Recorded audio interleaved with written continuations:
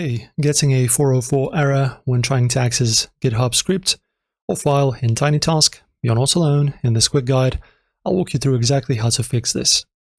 So if you're trying to download a script for TinyTask and get a 404, the first thing to do is to check the link. Make sure it hasn't changed or been removed. GitHub URLs are case sensitive, so double check the spelling. If you're pasting the GitHub URL into TinyTask or another script loader, make sure you're using the raw version of the file.